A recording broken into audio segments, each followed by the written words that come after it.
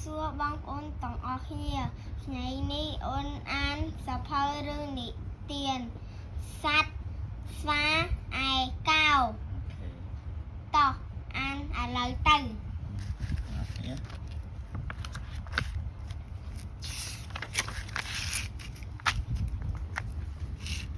គ្រាមួយនៅលើកោះសាច់ដ៏តូចក្បែរសមុទ្រមានសត្វស្វាមួយក្បាលរស់នៅវាឯកោណាស់ដោយសារតែគ្មានសត្វណាលែងជាមួយវាហើយវាក៏មិនដឹងធ្វើយ៉ាងណាទើបចេញពីកោះនោះបានដែរថ្ងៃមួយក្រៃមួយក្បាលមានក្តី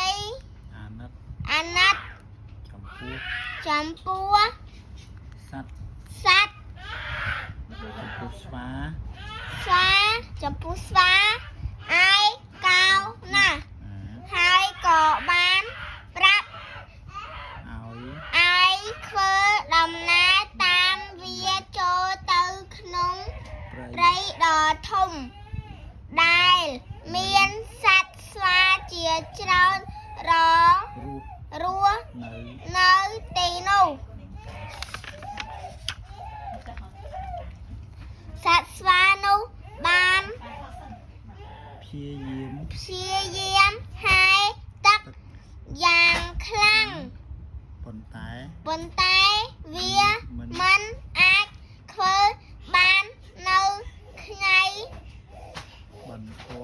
បន្ទាប់មានសត្វ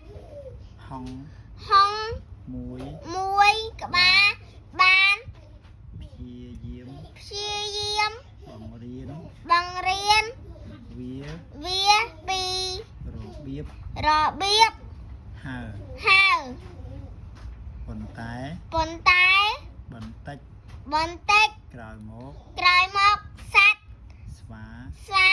ក៏បានបោះបង់ទៀត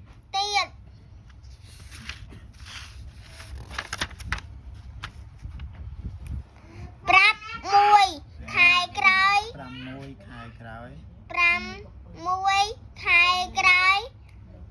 មកមានសត្វដំរីទឹកមួយក្បាលបានដើរឆ្លងកាត់កោះនោះវាបាននិយាយខ្លាំងឡើងថាមកជីលើខ្នងយើងមកស្វាទូច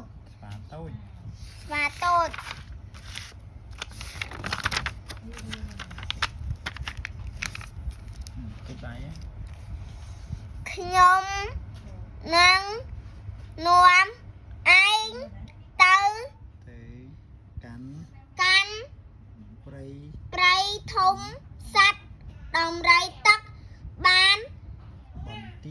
បន្ទាបខ្លួនចុះហើយសត្វស្វាក៏បាន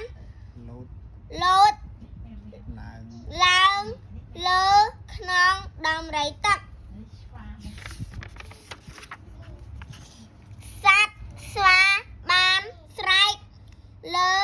ដោយក្តី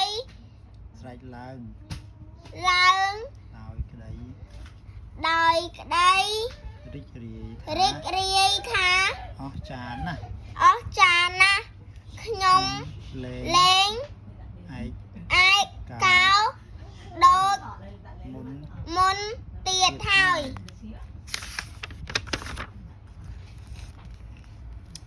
ក្រោយមក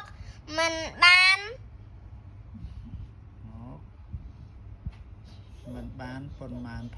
ប៉ុន្មានផងសត្វដំរីទឹកនិងសត្វក៏បានស្វា